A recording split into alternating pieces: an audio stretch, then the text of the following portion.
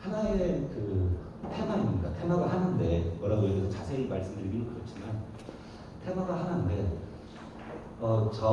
제가 그 부딪혀야 되는 직접 부딪혀야 되는 부처는 5개입니다. 과학기술부, 국토교통부, 보건복지부, 그다음에 노동부, 중소벤처기업까지. 근데 다 막혀 있습니다. 그러니까 이 장벽이라고 하는 게 부처 간 장벽이라고 하는 게 너무 커가지고 말씀드린 대로 하나의 이 뭐라고 할까요? 하나의 뭐 이 시스템, 정책 이런 것들을 가지고 5개 부처를 한다는 게 굉장히 어려운 일입니다. 근데 그 얘기를 누구한테 했더니 이런 말씀을 하세요. 전주시에서 백제다로라고 하는 도로가 있는데 이 도로 정비를 친환경적으로 정비를 하는데 그러려고 보니까 2개 이상의 부서가 붙어야 된답니다. 근데 그 2개 이상의 부서가 지금까지 단 한 번도 만난 사례가 없답니다. 그래서 왜 그러냐 했더니 이제 만나려고 해요 이렇게 답변을 했다고 그래요. 그래서 참 답답하다라는 생각을 했는데 그럼에도 불구하고 저는 우리나라가 그래도 괜찮은 시스템을 갖고 있는 나라라고 생각을 합니다. 왜냐하면 실제로 미국이나 유럽이나 이런 데서는 이 부처 간 장벽이 저희들보다 훨씬 심한 부분도 있습니다. 근데 어쨌든 제가 정확하게 이 말씀을 드리는 것은 의장님께서 오셔가지고 여러 개 위원회가 있지 않습니까? 여러 위원회가 사실 만나서 이 문제를 같이 다뤄줘야 되는데 의장님께서도 시간을 직접 내서 와서 들어주시기 때문에 더 이게 효율적으로 그리고 체계적으로 진행이 될 수 있겠다라고 하는 기대를 가져보면서 이 말씀을 좀 드리도록 하겠습니다. 발전을 시작하도록 하겠습니다. 주제 자체는 커뮤니티 케어 사회이고 그 안에서 재가족복지 서비스라고 하는 것이 어떻게 자리매김해 왔고 또 어떻게 이 시스템들을 만들어갈 거냐 하는 것이 오늘의 주제가 되겠습니다. 첫 번째로 보실 것은 재가족복지가 어떻게 진화가 됐고 그리고 커뮤니티 케어로 발달해가고 있느냐 하는 얘기입니다. 뭐 간단하게 재가복지가 뭐냐 또는 재가족복지가 뭐냐라고 했을 때 사실 이 의미 자체보다는 그 다음 편에 나와 있는 이 AIP, 에이징 인 플레이스라고 하는 개념이 훨씬 더 중요하다고 생각을 합니다. 자, AIP는 이렇게 정의됩니다. 연령, 소득, 능력 수준과 상관없이 안전하고 독립적이고 편안하게 자신의 집과 지역사회에서 살 수 있도록 하는 것이다 라고 얘기를 하고 있고요. 어르신들 같으면 노령기금관을 둘러싼 바람직한 노동 생활을 위해 노인이 익숙한 집이나 지역사회에서 가능한 한 의료나 사람들과의 관계를 유지하면서 생활하도록 하는 거다라고 하고 있습니다. 앞으로 돌아가서 재가복지가 뭐냐? 이렇게 얘기하고 있습니다. 가정에서 생활하도록 하는 것. 뒤로 다시 가보겠습니다. 치매 국가 책임제가 2017년도 9월 18일 날 삼성 코엑스에서 발표되면서 시작이 됐습니다. 내용은 이렇습니다. 치매 국가 책임제가 뭐냐에 대한 국가의 정의는 없습니다. 그런데 저는 학술적으로 치매 국가 책임제를 이렇게 정의합니다. 치매나 치매 고용군 또는 그 가족 등이 이들이 가진 욕구 문제에 따라 예방에서부터 초기, 중기, 말기에 이르기까지 국가, 지자체, 지역사회들로부터 다양한 지원을 받으면서 개별적, 독립적이며 존엄한 삶을 영위하도록 하는 거다. 작년에 발표된 커뮤니티 케어는 보건복지부가 이렇게 정의를 하고 있습니다. 돌봄을 필요로 하는 주민이 지역사회에서 거주하면서 개개인의 욕구에 맞는 복지급여와 서비스를 누리고 지역사회와 함께 어울려 살아가며 자아실현과 활동을 할 수 있도록 하려는 혁신적 사회 서비스 체계라고 얘기하고 있습니다. 이상의 내용들을 종합을 해보면 결국 무슨 얘기를 하고 있냐면 앞에서 말씀드렸던 에이징 인 플레이스를 얘기하고 있습니다. 그러니까 될 수 있으면 사람들이 지역사회에 사는 사람들이 시설이나 병원으로 가지 않고 가정에서 생활하도록 하면서 필요한 각종의 서비스를 받을 수 있도록 하는 것, 이게 재가족복지이고 커뮤니티 케어이고 치매국가 책임제이고 재가족복지이다, 이렇게 말씀드릴 수 있을 것 같습니다. 그래서 저는 커뮤니티 케어를 이렇게 정의합니다. 협의는 아까 보신 그 내용들이겠지만 광의로는 저는 이렇게 정의를 하고 있습니다. 출산, 양육, 실업, 노령, 장애, 질병, 빈곤, 사망 등 사회적 위험으로부터 국민을 보호하고 소득, 보건의료, 요양복지, 주거, 교육, 고용문화, 환경 등을 비롯한 다양한 영역에서 사회적 돌봄을 부여함으로써 자립적, 독립적, 개별적인 삶을 영위할 수 있도록 하는 혁신적 복지국가 모델이 아닐까라고 저는 커뮤니티 케어를 정의합니다. 비대면 강의를 많이 하다 보니까 요즘 소통이 잘 안 돼가지고 그러는데 한번 여쭤보겠습니다. 아무리 시간이 없지만 앞으로 과연 시설이나 병원이 증가할 것인가? 라는 질문입니다. 앞으로 노인 인구가 증가를 하니까 그에 따른 병원이라든가 시설이 과연 계속 증가할 것인가? 저는 거기에 대해서 상당히 부정적입니다. 이유는 두 가지가 있습니다. 크게는 두 가지입니다. 첫 번째는 이번 코로나 사태가 보여준 단면입니다. 코로나가 2월에서 4월 사이에 유럽과 미국을 강타하면서 사망자의 절반 이상이 어르신 이상을 하는 요양원에서 발생했습니다. 유럽이나 미국 사회의 요양원이나 요양시설들은 우리와 같은 단체 침실을 가지고 있는 것도 아니고, 그러니까 개별 침실, 유니트 케어, 그리고 일상생활 중심이라고 하는 이 세 가지의 기본 이념을 가지고 운영되는 게 미국식 그리고 유럽식의 요양시설입니다. 그럼에도 불구하고 집단 감염에 취약했다라고 하는 것이 첫 번째 이유입니다. 두 번째 근거는 뭐냐면 4차 산업의 발달입니다. 4차 산업의 발달은, 그러니까 1, 2, 3차 산업은 지금까지 산업과 경제라고 하는 두 축을 중심으로 발전해 왔습니다.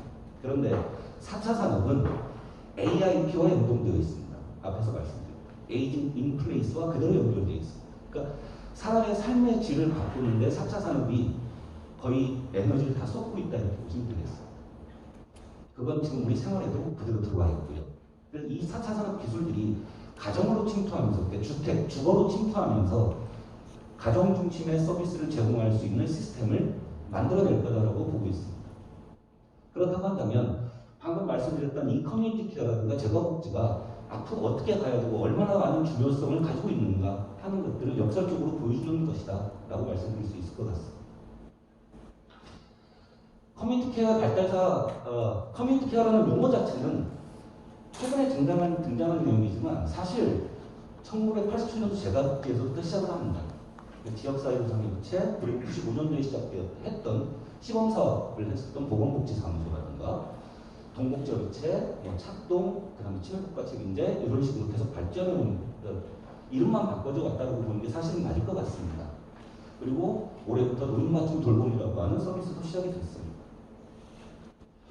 이러한 정의적인 커뮤니티 케어는 과연 뭘까? 7가지로 한번 구분을 해봅니다. 지역사회가 주체가 돼서 아동, 장애인, 노숙인, 정신질환자, 노인 등 사회적 돌봄이 필요하잖아요. 보호자를 대상으로 이들이 가지고 있는 욕구나 권리에 따라서 이 사람들이 살고 있는 가정 또는 지역사회 내에서 일상 지원, 의료 돌봄 지원, 또 사회 내지 사회적 참여 지원, 사회보장 차원의 지원 등을 시행함으로써 이분들이 독립적이고 정상적인 일상생활을 유지할 수 있도록 하는 이런 것들을 사회복지 서비스나 보건복지 통합 서비스 또는 다기관 통합 서비스를 통해서 제공하는 것이 커뮤니티 케어다. 이렇게 보시면 될 것 같습니다. 그래서 사회적 돌봄의 대상은 독립생활 가능성을 중심으로 해서 이 독립생활이 가능하지 못한 분들이 사회적 돌봄의 대상이 되는 것이고, 그렇다고 한다면 커뮤니티 케어는 여러 가지 조건이 있을 겁니다. 한 6가지 정도로 분류해 봅니다. 첫 번째는 독립적, 지속적 거주 가능성입니다. 즉 말씀드렸던 에이징 플레이스가 가능한가. 두 번째는 홈케어나 또는 커뮤니티 케어 양자를 모두 실현할 수 있는가.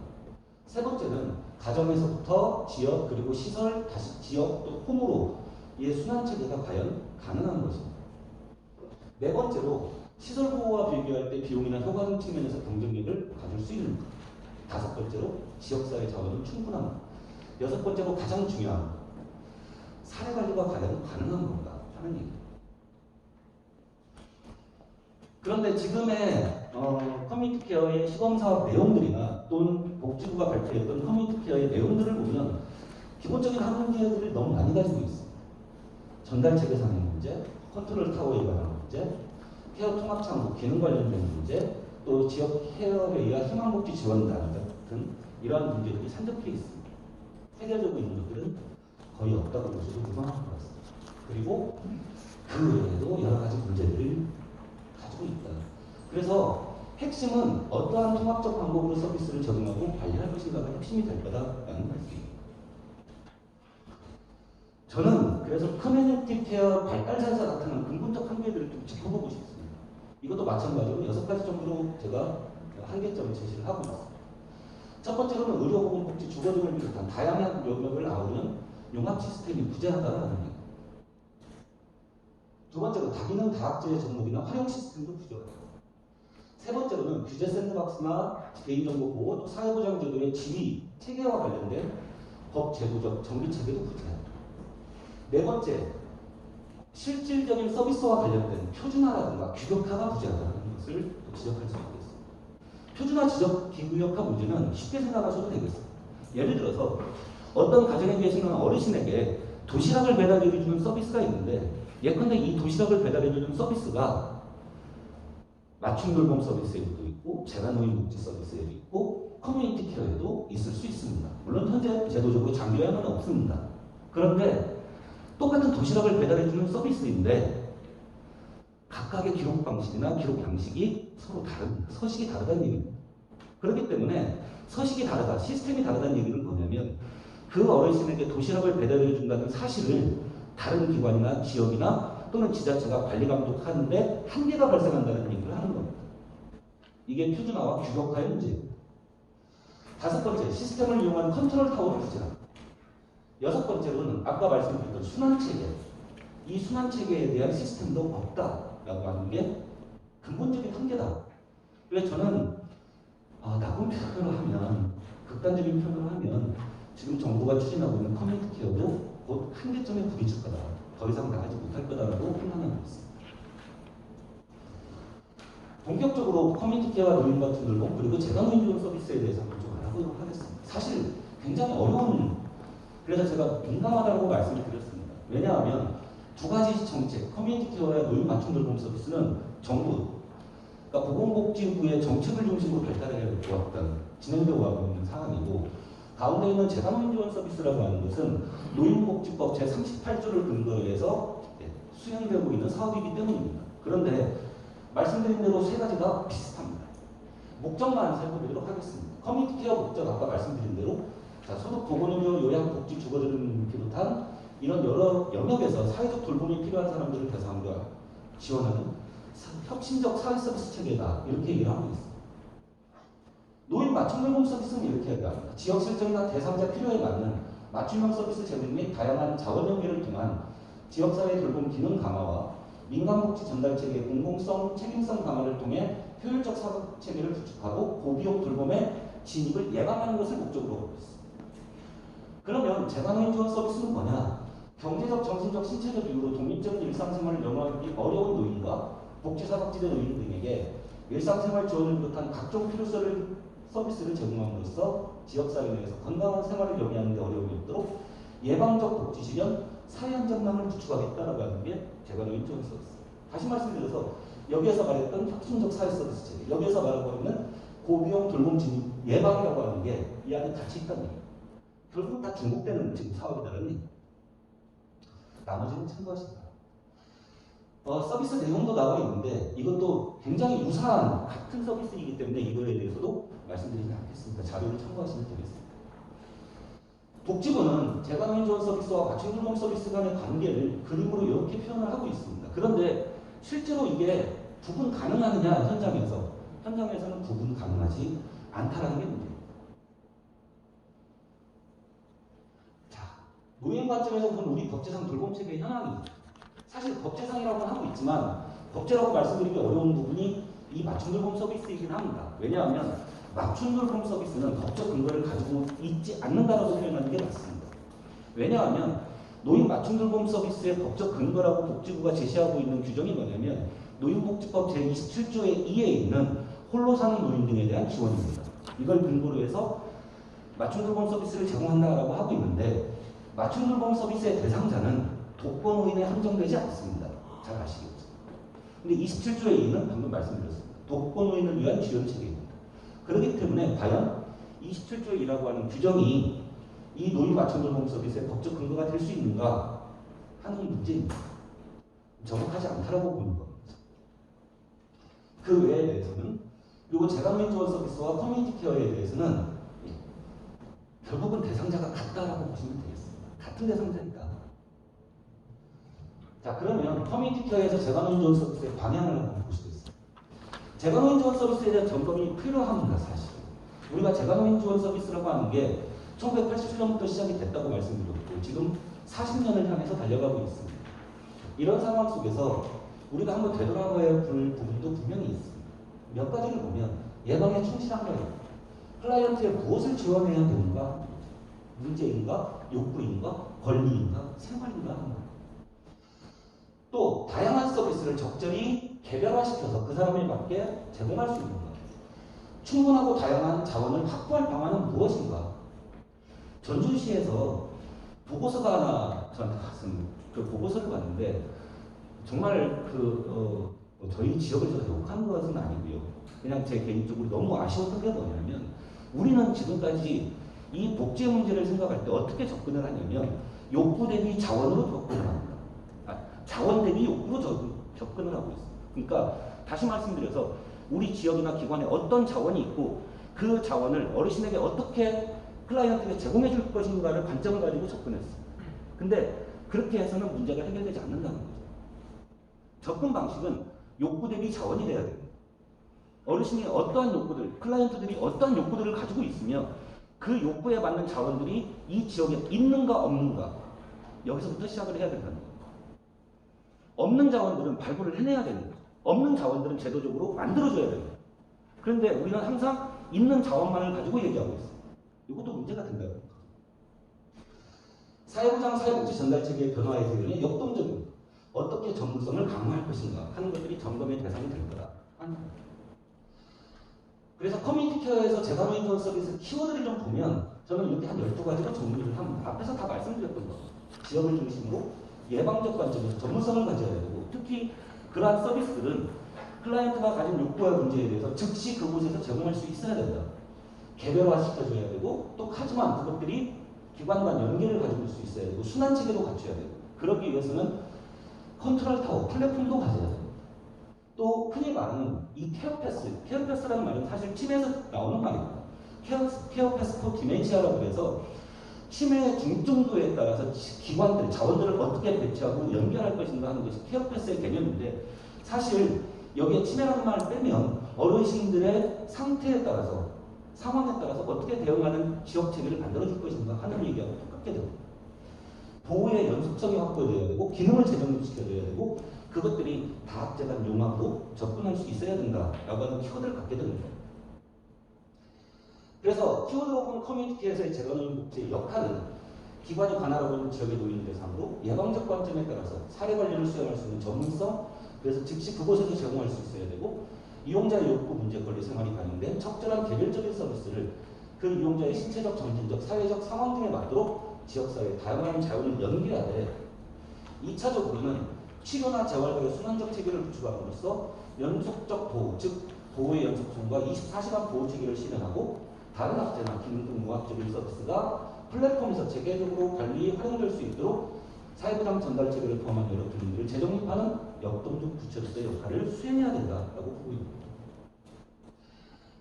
자, 그러한 구상이 가능하려면 어떻게 해야 될 것이냐 하는 내용들에 대해서는 참고하시기 바랍니다. 오늘의 핵심은 아마 여기에 있는 것 같습니다. 재가노인 복지 시설의 공공성 확보와 법제를 어떻게 정비할 것이냐는 것이 핵심이 될 것 같습니다.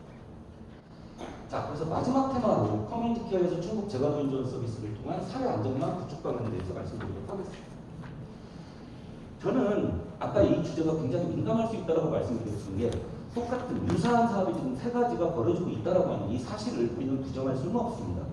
그럼에도 불구하고 왜 재가노인 복지 서비스라고 하는 것이 재가노인 지원 서비스가 중심이 되어야 하느냐 하는 거에 대한 타당성은 분명히 가지고 있습니다. 무슨 말씀이냐면 우리는 아까도 말씀드렸듯이 하나의 체계를 가지고 하나의 시스템을 가지고 여러 갈래로 분할하는 성격을 가지고 있습니다. 그리고 그것들이 중복되어 있는지 또는 개별화되어 있는지 반대로 사각지대가 발생하고 있는지도 정확히 알아낼 수 없다라고 하는 구조적 문제점을 가지고 있죠.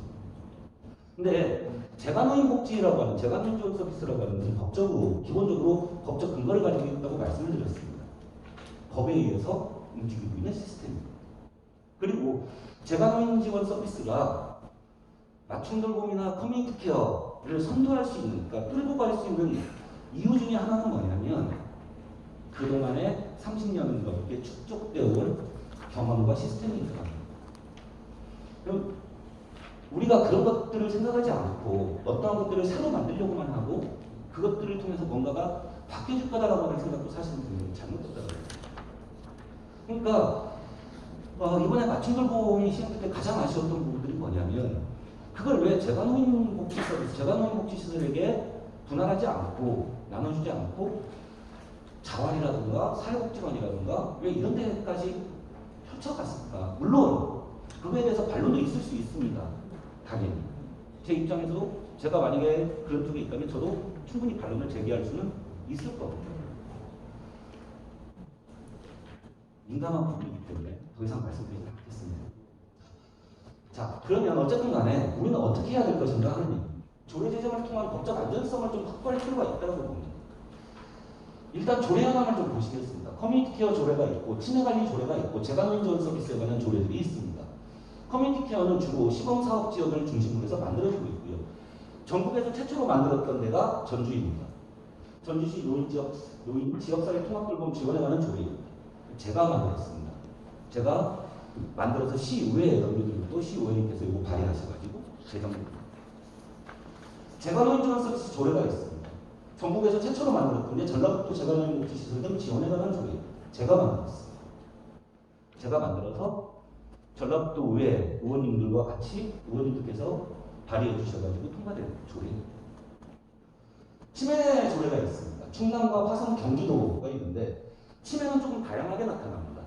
그러니까 치매 같은 경우는 치매관리 지원에 관한 조례도 있고 뭐냐면 경기도 같은 경우에는 성년의료원제도 이용 지원에 관한 조례가 있습니다. 성년의료원제도라고 하는 것 자체가 노인 분야에서는 치매인과 같은 정신적 제약을 가지고 있는 분들에게 법적 보호를 해주기 위해서 만들어 놓은 시스템이 성년의료원제도이기 때문에 이게 치매와 연결이 됩니다.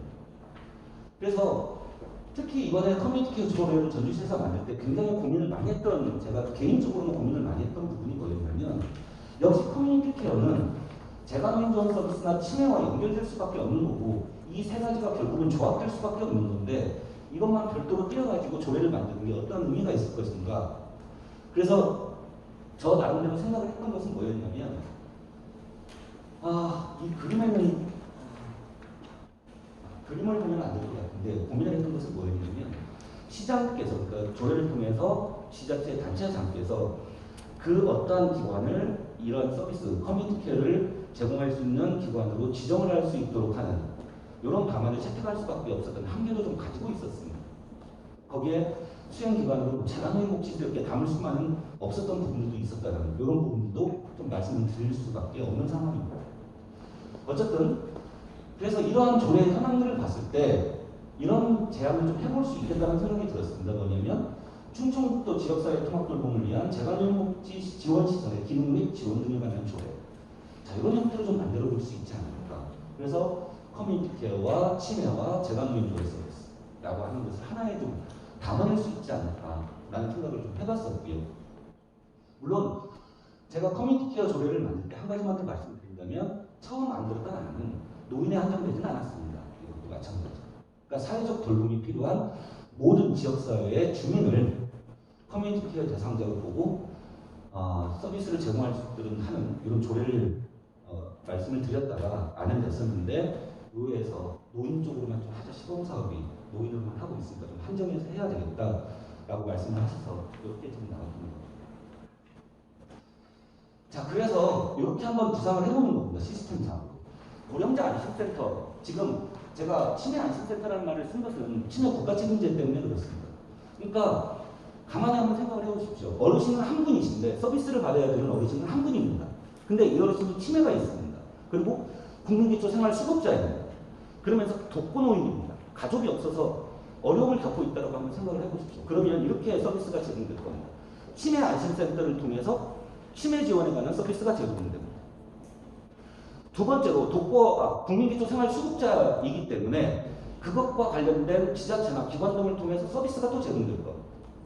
세 번째로 독거 어르신이고 도움이 필요한 어르신이기 때문에 재가노인 지원 서비스나 맞춤돌봄 서비스나 커뮤니티 케어가 또 접근을 할 겁니다. 그런데 아까도 말씀드렸듯이 이 세 개의 기관이 뭘 하고 있는지 서로 모릅니다. 대상자는 한 분입니다. 그래서 거기 이 말씀을 드리는 것은 뭐냐면 컨트롤 타워가 벌써 3개라는 거예요. 어르신 한 분을 돌봐드리기 위한 컨트롤 타워가 3개 각각 존재한다. 그리고 그 3개 각각 존재하는 컨트롤 타워가 자기들이 스스로 무슨 일들을 하고 있는지, 이 어르신에게 어떤 서비스가 제공되고 있는지, 되고 있는지, 그 서비스의 효과성이나 효율성을 어떻게 검증할 수 있는지 관심이 없으니까라는 표현보다는 잘 안 되고 있다는 거죠. 그래서 이 센터를 중심으로 해서 이러한 컨트롤 타워를 중심으로 해서 횡적, 종적으로 어떠한 시스템들을 만들어줄 것인가 하는 것들이 이 고민의 시작이어야 된다라고 말씀을 드리는 거예요. 특히 거기 안에서 충북 재관운영 서비스의 센터는 어떠한 역할을 해줘야 될 것인가 하는 거예요. 자, 동북제휴차라는 것도 있고요. 그래서 그것들을 통해서 아마 충북에도 다 있을 겁니다. 동북제휴차는 다 구성화되고 지금 되어 있기 때문에 전국에 다 있을 거라고 생각을 하고, 그러면 지역 거점형의 재관운영 서비스 센터가 이러한 업무들을 수행할 수 있도록 하면서 상호 연결될 수 있는 이런 시스템을 좀 만들어서 만들 필요가 있다. 이걸 고려할 필요가 있다라고 말씀드립니다. 또 행정상 지원체계 정비를 통한 인적, 재정적 안정성도 확보해야 되죠. 그래서 조례 제정에 따른 행정 규칙을 마련할 필요가 있어요. 전라북도에서 제가 이 조례를 만들고 나서, 저희가 이 전라북도 조례가 만들어지고 나서 계속 행정에게 요청했던 것 중에 하나가 뭐였냐면 행정 규칙입니다. 당연히 조례라는 법을 만들었기 때문에 그 조례에서 위임된 사항을 행정 규칙으로 만들어 주십시오라고 계속 부탁을 드렸었어요. 요청을 드렸었는데 안 만들어졌습니다. 그러니까 조례와 실제 만들어진 조례의 취지나 목적이나 방향과 행정이 움직이는 내용들이 다르더라라고 하는 거예요. 그래서 이런 규칙들도 당연히 만들어져야 된다고 생각을 합니다. 두 번째로 커뮤니티 케어 기반의 재가노인정 서비스나 노인 맞춤 돌봄 서비스 결합 모형을 제시할 수 있어야 됩니다. 앞에서 말씀드린 대로. 세 번째로 표준화된 인적 물적 관리 체계도 마련될 필요가 있다. 효율적 전달 체계 구축도 문제입니다. 특히 이것도 문재인 정부 들어서 지금 시작이 되죠. 사회 서비스원입니다. 사회 서비스원들과의 관계 설정을 어떻게 할 거냐 하는 부분도 남아있는 숙제라고 볼 수 있습니다. 앞서서 강조해드렸던 서비스의 표준화나 규격화 문제, 그 다음에 재정적 안정성을 확보해주는 문제, 이런 문제들이 같이 있겠습니다. 이상으로 해서 시간을 딱 30분 주셨는데 30분 맞춘 것 같습니다. 발제를 마치도록 하겠습니다. 감사합니다.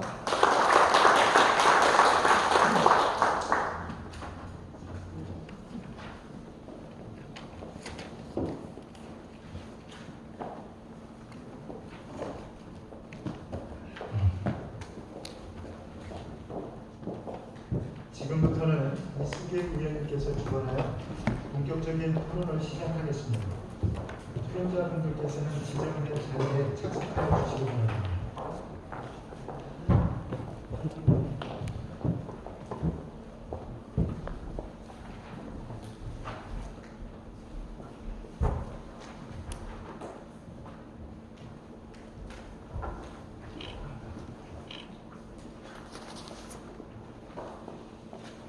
네, 안녕하십니까. 반갑습니다.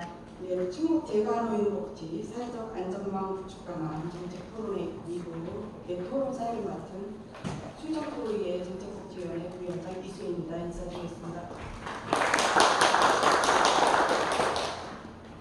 네, 우선 오늘 주제 발제를 해주신 장봉석 치매티와 항상님 다시 한번 우리 주제 발제 정말 간단 명료하게 짧은 시간에 딱 맞춰서 해주셨는데요. 감사의 박수 부탁드리겠습니다.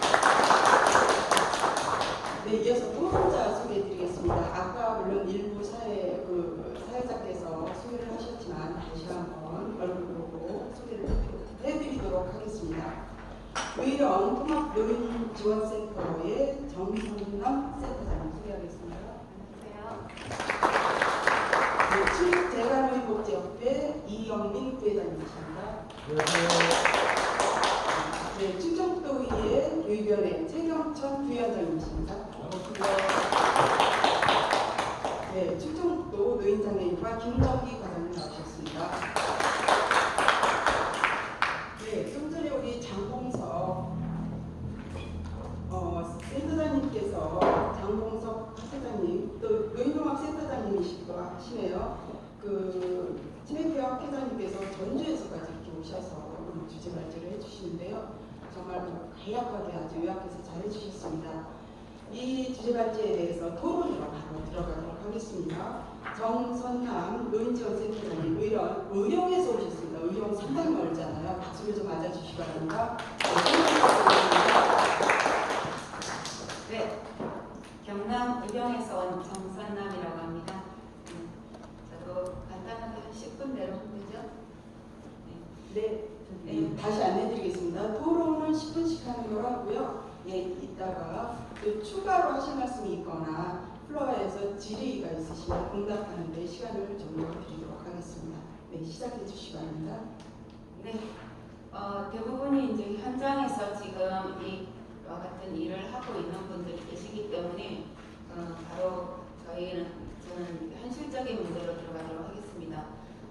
좀 전에 정봉석 발제자님께서 법적인 근거와 복지 정책적인 근거 이런 문제들은 다 이제 다뤄주셨기 때문에 그 중에서 저는 이제 노인 맞춤 돌봄 서비스에 대한 것을 맡았습니다. 노인 맞춤 돌봄 서비스가 어떤 서비스를 이렇게 만들어낸 게 아니고 여러분도 아시다시피 돌봄 기본, 그러면 돌봄 종합, 단기가사, 자원연계, 또 그다음에 친구 만들기 이런 사업 6가지를 묶어가지고 올해 1일부터 저희가 연구하기는 복지부와 함께 작년 하반기부터 6개월 동안 연구를 해가지고 올해 1일부터 사업에 들어갔습니다. 네, 지금 말씀드린 것 같이 노인 맞춤 돌봄이라 하면 발제자님 말씀대로 욕구가 있으면 그 욕구에 맞춰서 맞춤 자원이라든가 서비스가 이루어져야 되는데 현재는 있는 자원 가지고 거기다가 그냥 공급자 위주로 그냥 맞춰주는 형태의 서비스를 아직까지도 지금 하고 있습니다. 사실 그 노인이 필요로 하는 그런 자원이나 욕구를 지금 아직도 충족하지 못하고 있는 현실을 여러분도 지금 다 아실 겁니다. 그래서 작년 연말부터 올 초까지 복지부에서는 이게 맞춤 돌봄이 대단한 사업처럼 우리 그 수익 기관들한테 뭐 신청을 하라고 하면서 심지어 장기 요양 사업까지 못하거나 아니면 줄이거나 이렇게 해야 이걸 받을 수 있다고 큰 소리 쳤는데 실제로 지금까지 9개월 정도 사업을 해보니까 다 이번 연말 되면은 그냥 안 하고 싶다, 내놓고 싶다. 네, 계약을 1년을 할 걸 잘못했다. 근데 1년만 계약한 데는 지금 내놓으려고 한다. 이런 이야기들을 지금 많이 하고 있어요. 그런 문제들이 얼마나 심각한지 지금 저희 같은 경우는 어제 중앙회에서 간해시가 저희가 지금 맞춤 돌봄 1200명, 1270명 정도를 하고 있는데 갑자기 복지부에서 간해시가 내려오기를 내년 1월달부터 150명을 더 하라. 거기에 맞는 직원들도 뽑아라. 이렇게 내려온 거예요. 지금 하고 있는 대상자도 너무나 많은데. 그리고 제가 그래서 따졌어요.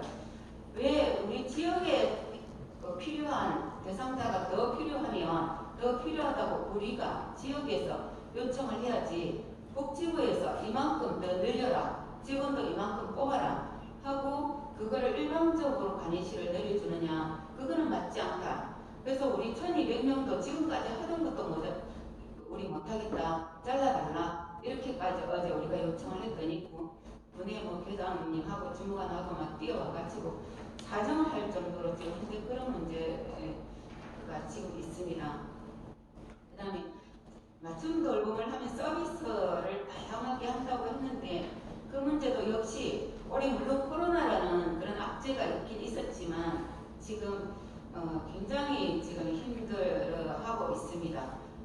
그리고 지금 이제 제가 지원 서비스 센터는 지금 뿌리를 가진 시설형으로 되어 있습니다. 근데 이 맞춤 돌봄 서비스 이거는 보건복지부에서 사업만 내려준 겁니다.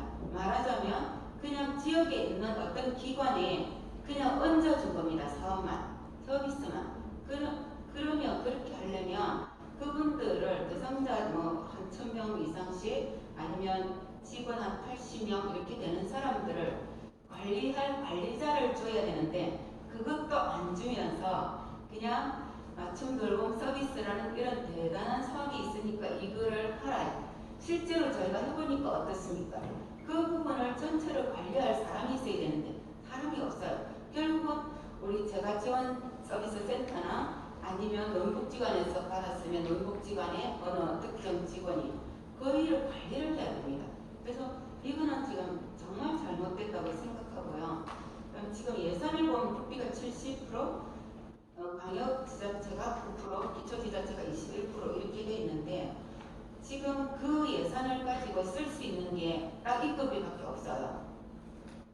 그렇죠? 실제로 해보니까 인건비밖에 없죠. 무슨 통신비 조금밖에, 운영비라는 게 통신비 조금밖에 없는데 그걸 가지고 그 수많은 사람을 어떻게 관리를 하면, 그리고 문제가 이렇게 인력이 많아지면 어떤 문제가 발생하던가요? 장애인을 채용해야 되는 문제가 발생하죠. 그죠? 저희도 그 86명을 더 채용하니까 장애인을 최소한 2명 이상을 더 고용해야 됩니다. 근데 장애인을 그만큼 채용 안 하니까 얼만큼 부담률이 나왔냐면 장애인 고용 분담비가 4천만 원이나 나왔어요. 이런 문제를 간과하고 넘어가는 거예요. 그냥 서비스만 하라고 던져주면 되는 게 아니라 부수적으로 따르는 문제들을 해결을 해줘야 되는데 그게 안 됩니다. 그리고 지금 맞춤 돌봄에서 저는 이제 맞춤 돌봄의 그 추진 배경은 이렇게 뭐 이런 사업들이 만들어졌다고 지금까지 이야기했고요. 지금 문제점을 지금 이야기하고 있는데 맞춤 돌봄에서 지금 현재 연말에 만약에 이제 지금 안 하고 다 거의 다 대부분의 그 시설들이 내놔버리면 그럼 이게 어디로 갈 것인가? 처음부터 아까 우리 발제자님 말씀대로 제가 사업을 전문적으로 하고 있는 제가 지원 센터에다가 이렇게 해주면서 거기 부수적으로 다른 문제까지 해결됐다면 이렇게 지금 보건복지부도 난감한 일이 발생하지 않았을 거예요. 근데 지금 보건복지부가 굉장히 난감한 상황에 처해 있습니다, 현재. 그리고 제가 이제 저희가 지금 한국재가노인복지협회와 보건복지부와 같이 어제도 화상회의를 마지막으로 했는데 지금 비대면을 하니까 맞춤 돌봄 서비스와 제가 지원 서비스는 앞으로 어떻게 상호 보완하며 가져갈 것인가. 이 맞춤 돌봄 서비스를 지역의 어떤 특정 기관이 맡아주지 않으면 지금 안 되잖아요. 그래서 어떻게 상호 보완하며 가져갈 것인가를 지금 연구를 했는데 거의 200페이지짜리 책자를 만들었어요. 그래서 지금 마지막 이제 교정만 남아 있는데 결국은 맞춤 돌봄 서비스만 갖고는 안 된다. 아까 우리 발제자님께서 이게 다 유사한 사업이다 이렇게 말씀을 하셨는데 어쨌든 유사한 점을 어떤 식으로 서로 상호 보완해서 우리 지역을 잘 알고 지역 밀착형으로 제가 지원 사업을 하고 있는 데서 이 국가 사업을 받아가지고 같이 유기적으로 잘 할 수 있게끔 앞으로 어떻게 만들어 나가느냐가 우리의 큰 관건이에요. 그렇다면 제가 지원 센터를 앞으로 잘 활용하면 맞춤 돌봄 서비스는 지역에서 연착륙할 수 있는데 지금 식으로 이렇게 가면 내년에 역시 그냥 그 물에 떠 있는 부력장처럼 결국은 계속 이 맞춤 돌봄 서비스는 그냥 물에 떠 있을 것이다. 그런 생각이 걱정이 많이 듭니다. 그래서 처음에 장기요양이 생겼을 때 우리는 장기요양이 모든 것을 다 해결해 줄 것이다. 특히 국가가 그렇게 말했어요. 그리고 건보공단이 그렇게 홍보를 했어요. 그런데 2008년에 그렇게 2008년 7월부터 진행이 됐지만 2009년, 2010년을 겪으면서 장기요양 갖고는 노인들의 모든 욕구와 문제를 해결할 수 없구나 하는 것을 느끼면서 그동안의 제가 지원 서비스를 그지부지하게 이렇게 해오던 사업을 가지고 다시 2010년 3월에 제가 지원 서비스라는 이름으로 이 예방적 복지는 꼭 있어야 되겠구나 이렇게 해서 만들었단 말이에요. 그렇지만 그 사업은 제가 지원 서비스는 30년 전부터 해오던 가정봉사원 파견 사업이라는 거예요. 그래서 그게 명맥을 계속 유지하고 있는데 또 맞춤 돌봄 서비스라는 무슨 특별한 새로운 사업이 생긴 것처럼 이렇게 해서 그걸로 다 해결될 수 있는 것처럼 이야기하지만 그거는 지금 잘 안 되고 있습니다. 어쨌든 지금 시간 네. 그래서 재가지원 서비스는 다른 분이 지금 또 이야기를 할 거기 때문에 분명히 충북에서는 재가지원 서비스에 대한 조례를 만들기로 지금 하고 아마 이런 자리를 마련한 것 같은데 우리 경남도 작년 이맘때 재가지원 서비스 조례를 만들었습니다. 또가 반드시 거기에 대한 비용이나 이런 걸 다 부담해서 할 수 있도록 조례를 만들어서 지금 직원들 그 급여까지도 후봉제로 다 이렇게 하고 있습니다. 충북도 잘 되기를 바랍니다.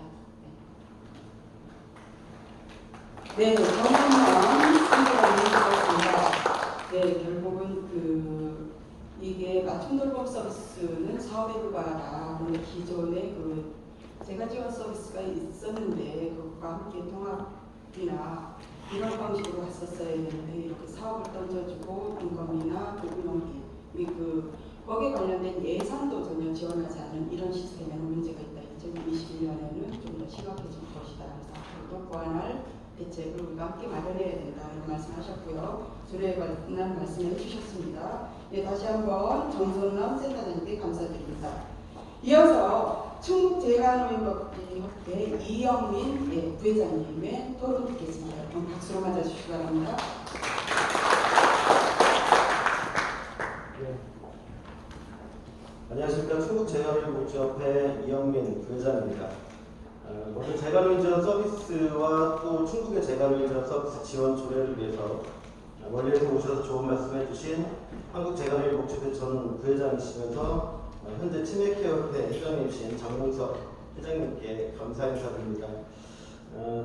발제하신 내용에 저희 재가노인지원 서비스의 우수성, 필요성, 그리고 과거, 현재, 미래 모든 부분을 다 담아주셨다고 저는 생각을 하고요. 뿐만 아니라 저희 스스로 고민해내고 해결할 과제들, 정부나 지자체에서 재가노인지원 서비스를 통해서 커뮤니티 케어 정책이나 통합돌봄이라는 과제를 어떻게 해결해야 할지에 대한 모든 해답을 담아주신 것 같아서 감사드립니다. 저는 그 중에서 조금 더 세부적이고 핵심적인 내용을 중심으로 재가노인지원 서비스 필요성 그리고 조례 제정의 필요성에 대해서 의견을 좀 드리고 싶습니다. 여러분들이 이제 보시는 자료 31페이지를 참고하시면서 저는 준비한 원고로 말씀을 드리겠습니다. 재가노인지원 서비스의 필요성 첫 번째는 다양한 일방적 사업 운영으로 삶의 질 유지에 기여하는 측면입니다. 표가 보시는 것 같이 어르신들은 일상생활을 유지하시면서 또 지역사회에 거주하시면서 다양한 요인으로 어려움을 겪고 계십니다. 보시는 것처럼 경제, 건강, 심리 정서, 일상생활, 주거 이런 부분들이 어르신들한테 상당히 어려움으로 다가오는 요인들이라고 볼 수가 있는데요. 이런 개개별적인 요인들은 하나의 문제를 야기하는 것이 아니라 서로 또 복합적으로 상호 소통을 하면서 연관성이 있어서 복합적인 문제로 야기돼서 어르신들의 문제를 쉽게 해결하기 어려운 점들이 현장에서 발생한다고 볼 수 있습니다. 결국에 이걸 해결할 수 있는 방법은 무엇이냐? 저희가 오랫동안 재가노인지원 서비스를 운영하면서 느낀 점은 바로 이제 사례 관리라고 하는 부분이 가장 필요하다라고 저희는 생각을 합니다.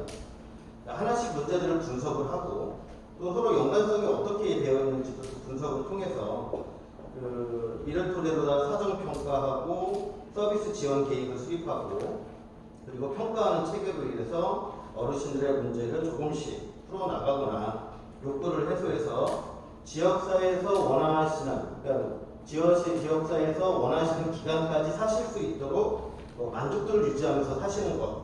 이것이 바로 이제 사회복지의 목적이고 노인복지의 목표이며 또 재가노인 지원 서비스가 필요한 이유라고 볼 수가 있을 것 같습니다. 32페이지를 보시면 그림에 경기도의회 주관으로 실시된 연구용역, 경기도형 커뮤니티 케어 시스템 구축 및 운영 방안 연구 결과에서 지금 어르신들이 원하는 재가노인 서비스 욕구 우선순위가 나오고 있습니다. 1순위가 이제 여가활동 지원으로 시작을 해서 긴급 지원, 일상생활 지원, 그리고 이동 지원, 주거환경 개선 지원, 의료 서비스, 교육 지원, 지역사회 자원 개발까지 이렇게 욕구 순서가 나타나고 있는데요. 그 바로 옆에 있는 그림 표를 보시면은 보건복지부에서 제시하는 재가노인 지원 서비스 사업 및 프로그램 예시하고 비교해 봤을 때 어느 정도 일치하는 것을 알 수가 있고, 현재 지금 충북 내 19개 재가노인 지원 서비스 센터에서 진행하는 사업하고 일치한다라고 알 수 있을 것 같습니다. 이렇게 재가노인 지원 서비스 센터에서 사례 관리를 중심으로 예방적 사업을 추진하면서 각 센터가 위치한 지자체에서 또는 충청북도에서 저소득 재가노인의 욕구를 충족시키고 문제를 해소하고 있음을 다시 한번 강조하고 싶습니다. 32페이지에 보시는 이제 두 번째 필요성은 전문적 사례 관리로 예방의 효과를 증대시켰다는 강점입니다. 재가노인 복지 시설에 속하는 재가노인 지원 서비스는 아까 말씀하신 연도에 좀 차이가 있을 수는 있는데요. 1989년 가정봉사 파견 시설을 시작으로 해서 2008년 노인 장기요양보험 시대로 진입하면서 2010년 노인복지법 개정으로 인해서 그동안의 가정봉사 파견 시설의 명칭이 변경이 되고, 또 재가노인 전문 중심의 사례 관리라고 하는 기능이 이제 탑재되면서 전문적인 사례를 실시를 하게 됐습니다. 그 이유는 장기요양 제도로 일관하던 노인복지 시설에서 아무래도 예방적인 차원의 노인복지 서비스가 필요하다는 것을 저희도 계속 건의를 했었고, 이것이 이제 인정이 되면서 노인복지법이 개정이 됐고, 그로 인해서 장기요양 진입을 지연시키거나 또는 복지사각지대 대상자를 발굴을 할 수 있도록 하는, 그러면서 노인복지를 조금 더 완성도 있게 높이는 계기가 되었다고 볼 수 있습니다. 사례관리라고 하는 측면은 사회복지 시설 종사자나 시설장님들은 잘 알고 계시리라고 생각이 되는데요. 이를 이제 쉽게 이제 지침 등에서 좀 비교해 보기 위해서 유사 서비스들과 비교를 좀 해봤습니다. 32페이지에 노인 맞춤 돌봄 서비스, 9988 행복지킴 및 장교양 방문요양 사업, 지자체가 하고 있는 유사 사업들, 이런 것들을 좀 넣어봤는데요. 아무래도 이제 전문적인 서비스라고 한다면은 노인 맞춤 돌봄 서비스나 장교양 방문요양 사업을 많이 얘기를 하시겠지만, 가끔 지자체 이제 주무관님들이 이야기할 때 행복지킴이나 또는 지자체에서 하는 여러 가지 이제 유사 서비스까지 저희한테 중복으로 이야기하고 있기 때문에 같이 넣어서 비교를 좀 해봤습니다. 제공 인력과 한계점을 비교해 보시면은 확연하게 재가노인 지원 서비스 센터하고 어떤 차이점이 있는지 알 수 있을 것 같고요. 제일 중요한 것은 이것들은 사업입니다. 재가노인 지원 서비스 센터는 사업이 아니라 노인복지법으로 규정하고 있는 재가노인 지원 서비스 센터라고 하는 시설이라는 것이죠. 시설과 사업의 차이점은 뭐냐 하면 아무래도 운영하는 시설, 그리고 체계하는 인력, 이런 것들이 큰 차이에서 발생된다고 볼 수가 있고요. 그리고 좀 전에 말씀드린 이 사례 관리라고 하는 것이 제대로 된 욕구와 문제를 파악해서 맞춤형 서비스를 제공하는 것이 얼마나 재가노인의 예방적 차이에 기여하는지 알 수 있다고 생각이 됩니다.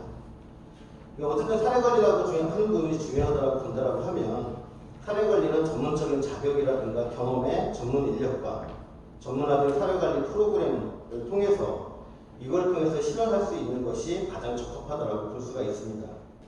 33페이지 보시는 로그인 화면은 2016년도에 충청북도에서 지원해서 개발된 충청북도 재가노인 사례관리 전산 프로그램입니다.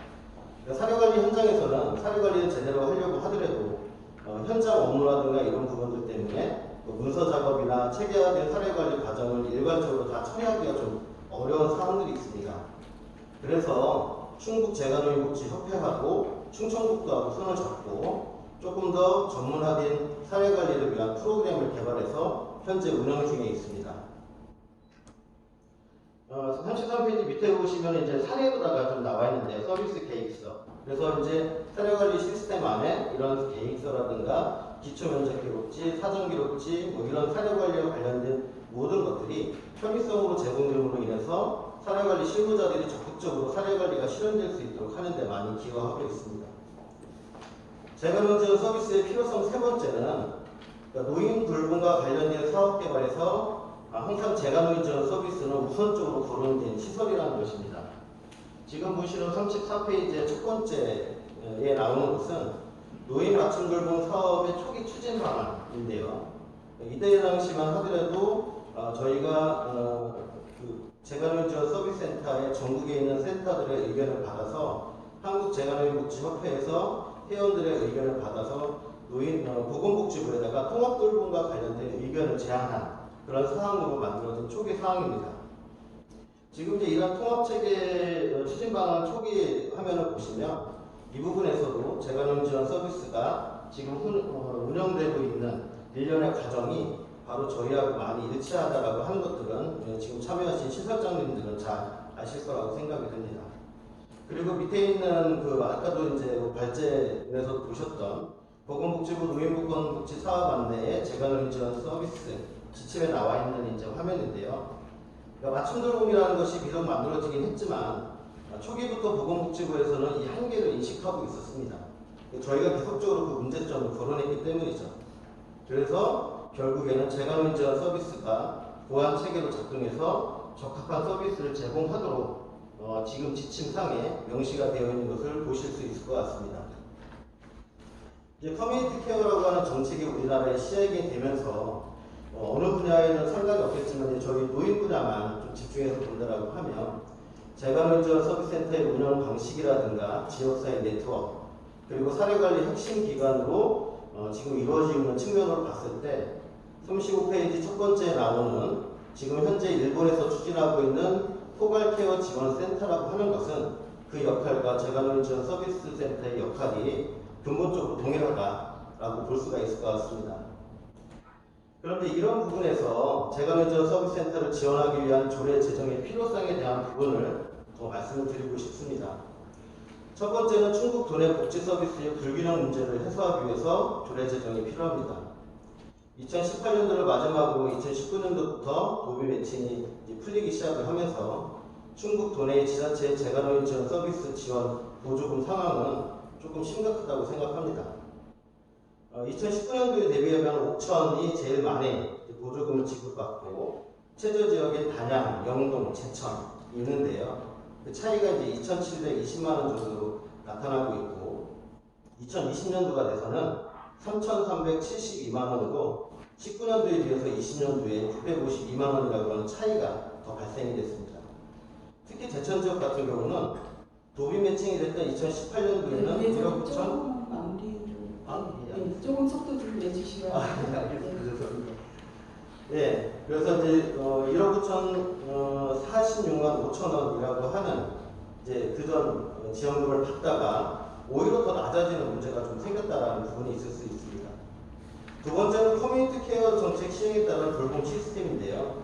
아무래도 이제 지금 현재 선도 사업으로 시작되고 있는 이제 커뮤니티 케어를 정상적이고 먼저 선제적으로 하기 위해서는 지금 현재 하고 있는 재가노인 지원 서비스 센터의 필요성을 인식을 해서 도에서 선제적으로 조례를 제정해서 먼저 정책을 시행한다고 하면 조금 더 충청북도가 예산을 효율적으로 사용하면서 충청북도의 커뮤니티 케어, 노인 분야에 좀 더 한 발자국 전국적으로 앞서갈 수 있지 않을까 생각이 듭니다.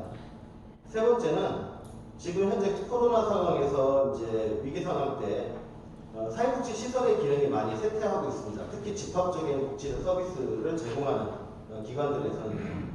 하지만 재가노인 지원 서비스는 관리자들의 제대로 된 간염 관리를 통해서 어르신들을 직접 방문해서 어르신들이 겪고 있는 건강이라든가 일상생활, 간염 불안증으로 인한 정서적 문제, 병원 이용, 다양한 서비스를 정상적으로 제공하고 있다는 측면에서 상당히 의미가 있다고 볼 수 있을 것 같습니다.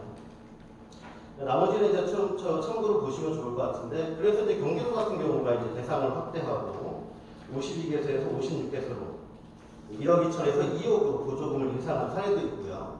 강원도 같은 경우는 도비 지원이 없다가 2019년도부터 도비를 1,000만 원 지원을 하고 지금 현재는 정액 지원에서 정률 지원으로 좀 변경하기 위해서 지금 현재 의뢰를 하고 있는 상황인 것 같습니다.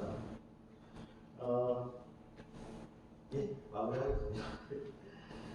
어쨌든 간에 38페이지 보시면 재가노인 지원 서비스 센터의 조례 부분에서 유일하게 지금 현재 도비 매칭이 되어 있지 않은 부분은 충청북도라고 볼 수가 있는데요. 이런 문제들은 어쨌든 지역 주민들의 복지 격차를 발생시킬 수 있는 요인이 될 수 있을 거라고 생각이 되기 때문에 조례 제정을 통해서 좀 전에 말씀드린 세 가지 부분이 잘 이루어진다고 하면 아무래도 좀 더 발전적인 복지 체계를 갖춘 충청북도가 되지 않을까 생각이 됩니다. 이 자리를 빌어서 조례 제정을 위해서 많이 노력들을 하고 계시는 저희 충청북도 도의회 정치국제위원회 위원님들께 너무 감사드리고요. 특별히 이수계 위원님 그리고 토론회 패널로 참석해주신 최경철 의원님께 감사드리면서 긴 시간 발표 마치도록 하겠습니다. 감사합니다. 네, 위원님께서 수고하셨습니다. 워낙 그 내용도 충실하게 준비하셨고 또 하신 말씀이 많으신 것 같아서 한 14분 정도 하셨는데요. 이따가 토론이 다 끝난 뒤에 좀 더 하신 말씀을 시간을 드리도록 하겠습니다.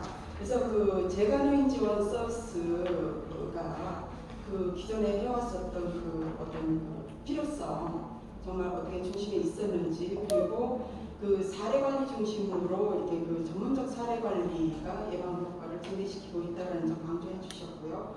그리고 재가노인복지센터는 그 시작이고요. 이제 아까 우리 의료계 센터장님하고 똑같은 지적을 해주셨는데요. 그 맞돌은 그 사업에 불과하다라는 점 강조하시면서 그 차이 말씀해 주셨습니다. 그리고 충북에서의 사례관리 프로그램 사례와 그리고 그 통합돌보험의 그 핵심 기관으로서의 재가노인복지센터가 상당히 중요하다는 점, 그 모든 것들을 보완할 필요가 있다는 점, 그리고 조례 제정이 얼마나 중요한지에 대해서 특히 지역 간의 격차를 없애기 위해서 반드시 필요하다는 점 강조해 주셨습니다. 네, 이어서 오늘 토론자가 몇 분 안 되기 때문에 이따 더 그 말씀하실 시간이 좀 꽤 많이 있을 것 같습니다. 사실 저희 정책복지위원회에서 이 재가노인복지 서비스에 관련해서 주로 이제 이 업무를 맡아가고 계시다가 제가 정책복지로 오니까 저에게 임기를 해주신 분입니다. 교육위원회의 최경천 부위원장님 오늘 토론자로 나오셨습니다. 박수로 맞아주시기 바랍니다. 네, 반갑습니다. 최경천 의원입니다. 교육위원회로 간 지가 벌써 3개월 되는데 제가 왜 여기에 끌려나오는지 좀 이해를 못하겠어요. 근데 또 뭐 아주 절친이신 이수계 부위원장님이 좀 와서 도와달라고 해서 흔쾌히 응했습니다. 저는 좀 관점을 다르게 보고 싶어요. 좀 있는 얘기를 지금의 현실을 우리가 얘기하면서 관점을 좀 다른 관점으로 한번 이야기해보자 하는 생각을 갖고 있습니다. 사실 도에서 이 재가노인 복지 쪽으로 예산을 지원을 안 했던 거 아니죠. 그렇죠? 지원을 했었는데 2015년도까지인가 지원을 했고 그 다음에 시범을 이양을 하려고 했는데 이제 뭐 재가노인 그 지회에서 좀 더 해달라고 해서 3년을 예산 3년 만에 벌써 3년 만일 거예요. 추가로 예산을 지원했어요. 그러니까 어떻게 보면 냉정하게 보면 3년 동안 여러분들이 좀 철저히 준비를 하시고 대응도 하시고 그랬어야 되는데 그런 것들이 조금은 부족하지 않았나 이제 그런 생각을 드리면서 사실 여러분들이 정말 고생하신 분들이죠. 제가 그 홈페이지 들어가서 보니까 거기에는 1990년에 여러분들이 사업을 시작한 걸로 나오더라고요. 그 전에 했는지 모르지만 홈페이지 들어가 보니까 그때만 하더라도 사실 불과 4, 5년 전만 하더라도 우리나라 노인복지 쪽에서는 OECD 국가 중에서 꼴찌였었어요. 그렇죠? 문재인 정부 들어와서 우리가 지금 노인복지를 더 좋게 하자 이렇게 얘기할 수 있는 거지 과거에는 뭐 거의 없었죠. 시스템이 그냥 돈 20만 원 준 거 외에는 그런 어려운 환경에서 여러분들이 사실 노인 그 복지를 계속 지탱해 오신 것은 높이 평가하고 인정합니다. 근데 저는 안타까운 것이 이게 왜 여태까지 이렇게 됐을까 하는 궁금증과 함께 오늘 그 장봉석 센터장님이 사실 문제를 제기해 주시고 답까지 다 주셨어요. 관심있게 들어서 제가 메모를 했는데 목적과 그러니까 노인 맞춤 돌봄과 재가복지 노인 쪽이 목적과 업무 부분이 어렵다. 그 다음에 커뮤니티 케어와 재가복지 노인과 거의 동일하다. 그 다음에 노인은 한 명인데 컨트롤 타워가 3개다. 그 다음에 자료를 보면은 더 있는지는 모르겠지만 그 자료에서는 직접적으로 노인 재가노인 복지에 직접적인 지원을 하는 조례는 17개 광역시도에서 3개다 3개. 이게 팩트예요. 그리고 답까지 내려주셨어요. 맨 마지막에 저는 그래서 깜짝 놀랐어요. 야, 내 생각 어쩌면 이렇게 똑같으니까 재가복지 노인 서비스와 노인 맞춤 돌봄 서비스 결합해서 일을 하는 것을 고민해야 된다. 이 중요한 얘기죠. 저는 오늘 여러분들이 주제를 충북 재가 노인복지 사회적 안전망 구축 방안 이렇게 마셨지만 저는 결코 노인들의 사회적 안전망만 얘기하는 건 아니라고 봐요. 종사자 여러분들도 이 지금 재가복지 노인에서 일하시는 분들 여러분들의 사회 안전망도 저는 굉장히 중요하다고 봐요. 그죠? 그래서 여러분들 조례 제정해달라고 그러는 거잖아요. 조례를 왜 제정해달라고 그러는 거죠? 예산도 좀 더 주고 이 정책을 꾸준하게 좀 이끌어갈 수 있고 그런 마음으로 인해서 우리 일터가 좀 더 안전하게 하고 임금도 좀 더 주고 복지도 더 잘 가라는 거 아니에요? 아닙니까? 맞죠? 이게 팩트예요. 근데 이 관점을 좀 다르게 보자는 얘기예요. 다른 방향. 계속 여러분들은 조례 제정, 우리 위해서 조례를 제정해 주십시오. 오늘 아까 그 정선남 센터장님도 말씀하셨지만 그래요. 노인 지금 이 통합 맞춤 돌봄이 이게 문재인 정부 들어와서 처음 시작하다 보니까 오리도 많이 있을 수 있어요. 시행착오도 있을 수 있어요. 하지만 앞으로 점점 더 확대가 되고 예산도 많아질 거라는데 이 없으시잖아요. 그죠? 그러면 여러분들 그간의 30년의 노하우, 여러분들이 현장에서 경험한 것들을 나는 같이 어우러뜨리면 어떨까? 그런 생각을 해보는 거예요. 그렇게 함으로 인해가지고 노인들의 복지도 훨씬 좋아지고 그 다음에 여러분들 종사자들도 임금, 복지, 고용 이런 것도 계속 좋아질 수 있다고 저는 생각합니다. 그래서 저는 감히 제가 제안이 될지도 모르고 어쩌면 여러분들의 마음을 좀 불편하게 하실지도 모르지만 더 이상 늦춰서는 안 되겠다. 제대로 된 노인들의 질 높은 서비스와 여러분들의 여러 가지 사회적 안전망을 위해서라도 지금 통합을 고민해야 된다. 저는 이렇게 봅니다. 그래서 윗분들이 고민해 주셔야 된다고 보는 거예요. 자, 여러분들 보세요. 지금 요즘 근자에 국회에서 지금 통과될 예정이지만 지역 아동 돌봄도 지금 통합되고 있잖아요. 통합되게 하겠다는 거예요. 학교에서 하고 도에서 하는 것을 하나로 통합하겠다는 거예요. 왜 하는 거예요? 좀 더 질 높은 서비스를 지원하고 예산도 좀 더 지원하고 좋은 정책들도 만들어내고 그 다음에 일하시는 분들도 사회 안전망 그 말 그대로 거기에 지금 적용을 시켜보시는 거예요. 그래서 저는 정말 가슴 아프죠. 30년 동안 이어온 이것을 우리가 어떻게 보면은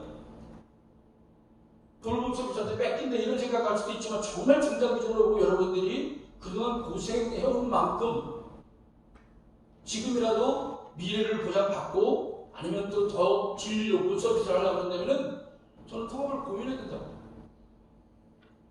그래서 저는 진짜 우리가 조례를 만드는 것도 그래요. 우리가 의원들이 조례를 만들고 여러분들이 요구한다고 해서 무조건 만들어드리지 못합니다. 상대방이 있어요. 집행부가. 집행부에서 문제 제기를 하고 토론회를 하고 해서 정말 우리 의원들이 냉정하게 봐서 이것이 지역에 도움이 된다 그러면 해주는 거고 그렇지 않으면 어렵습니다. 이것도 팩트예요. 그렇지만 어떤 게 여러분들한테 도움이 되고 우리 지역 어르신들한테 도움이 되냐 이걸 고민해야 되는 그래서 저는 이 방법이 지금 어떤 그 나중에 통합이 됐을 때를 대비해서 여러분들이 여러 가지를 준비를 해야 될 거다. 가장 중요한 건 아까 말씀하신 30년 된 노하우를 잘 어떻게 하면은 통합이 됐을 경우 우리가 위에서 업무를 정할 수 있는가 이런 거에 대한 고민들, 그죠? 그 다음에 제 과거에 이랬던 여러분들의 업무에 대한 기록들을 예산에 대해서 정확하게 쓴 그런 것들을 관리를 잘 해주시면 나중에 통합할 때 상당히 좋게 작용할 수 있겠죠. 저는 사실을 말씀드리고 싶은 거예요. 그리고 또 하나는 그래서 지금 이 시기에는 저는 그렇게 제안을 드리고 싶어요. 정부에서는 지금 어떤 방향으로 가고 있는지 몰라도 앞으로 지방 분권이 강화됩니다. 문재인 정부 후반기에 들어와가지고 틀림없이 됩니다. 그런 분위기가 곳곳에서 감지되고 있어요. 그렇다면 우리 충북만이라도 지금 우리 충청북도 노인장애과 우리 과장님이 해야 될 일은 TFT팀을 만드는 거예요. 여러분들과 함께 TFT팀을 만들어서 어떻게 통합하고 어떻게 질을 높이고 어떻게 여러분들의 노인이 됐던 여러분들의 사회 안전망을 공이 같이 보장받느냐. 과장님이 그런 말씀 하시더라고요. 노인들 보면 게 3대 업종 중에 하나라고요. 그래서 어떻게든 이분들의 처우를 개선해서 좀 고민해야 된다. 노력해야 된다. 이 말씀 하시더라고요. 근데 그것이 여러분들이 컨트롤 타워가 세계가 되니까 어느 장단에도 맞춰요. 어디다 코드를 맞춰야 돼요.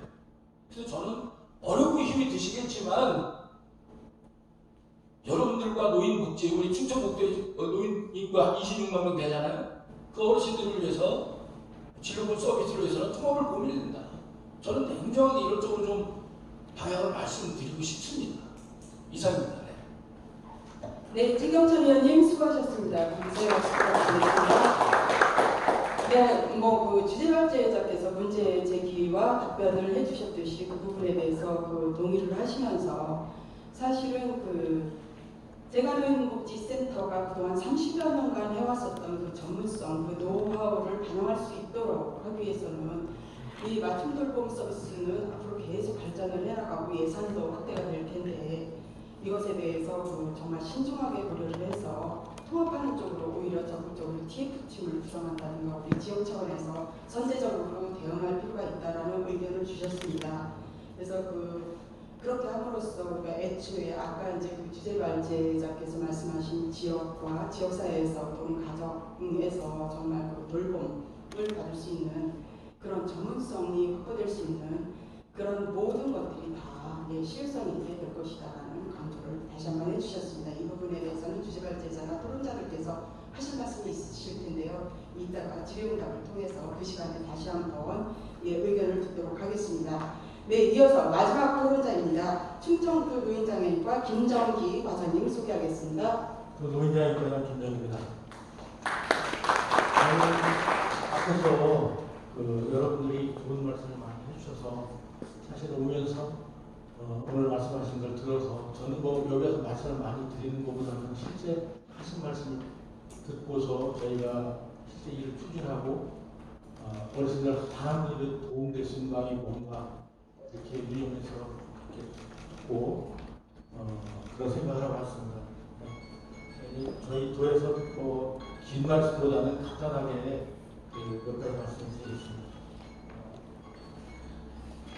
우리 도내 장기요양법에 의한 제가 공격위원이 946개소입니다.